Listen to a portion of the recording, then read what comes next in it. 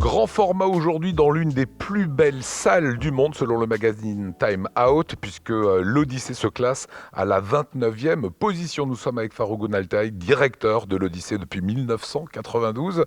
C'est un sacré satisfecit de se dire qu'on dirige l'une des plus belles salles du monde, Farouk.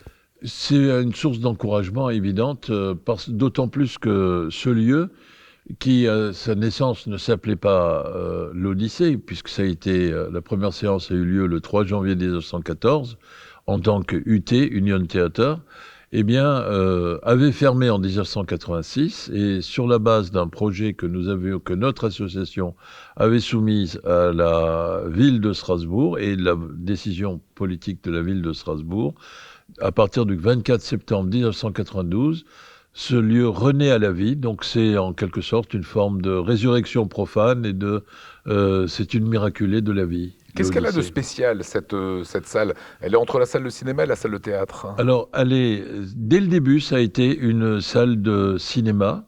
Et juste pour la petite histoire, il faut savoir que les salles de cinéma sont créées à partir de 1907, que les films étaient montrés soit dans des foires, soit dans des brasseries, soit dans des maisons de rendez-vous. Et pour donner des lettres de noblesse au spectacle cinématographique, on a appelé ces salles de cinéma des théâtres cinématographiques, avec orchestre, balcon, comme vous le voyez, un cadre de scène, le rideau, mais juste derrière le rideau, il y a l'écran, et derrière l'écran, il y a le mur du bâtiment. Donc il n'y avait jamais possibilité de faire un théâtre ici. Les cinéphiles sont très très attachés à leur Odyssée à Strasbourg, sauf qu'actuellement il y a le Covid, Farouk Gonaltaï.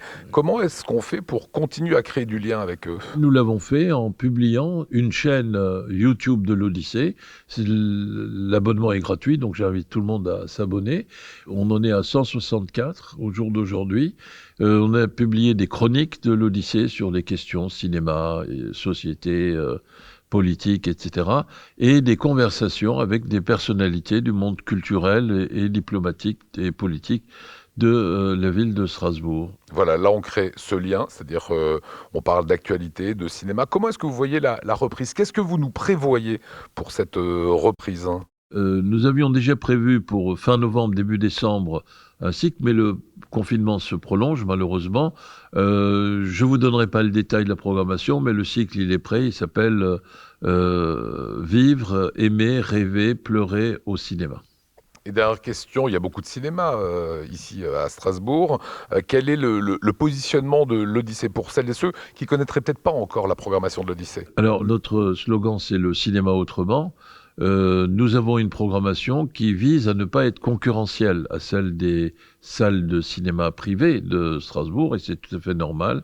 Nous avons fait en 2019 quelque chose comme 264 projections débat sur 365 jours, et même en 2020, qui était une année tronquée en quelque sorte, eh bien nous avons fait 104 projections débat malgré de nombreuses journées de fermeture du cinéma, et nous sommes prêts à reprendre. Alors, la question que vous alliez me poser, que je devine, quand est-ce qu'on va rouvrir? Moi, j'ai mes 3 hypothèses, ou en avril, c'est l'hypothèse la plus favorable, ou alors au mois de juin, un peu moins favorable, ou ce qui serait catastrophique, parce qu'il y a quelque chose qui s'appelle le droit à la culture, en septembre. Mais de toute façon, quoi qu'il arrive, nous ouvrirons. Il a une âme, ce cinéma? Je pense qu'il a une âme. Vous savez, c'est un des 6 cinémas les plus anciens du monde, toujours en activité dans son cadre d'origine. Ce qu'il a de particulier, c'est ce lustre, ce grand lustre qui fait 2,5 tonnes, qui descendait avec une chaîne qu'on tirait à la main. Maintenant, il y a un moteur électrique, des petits lustres qui datent de 1913-14. Ce rideau, qui est le rideau d'origine, simplement inifugé pour les risques d'incendie, évidemment. Et il y a un parfum qui est un parfum magique.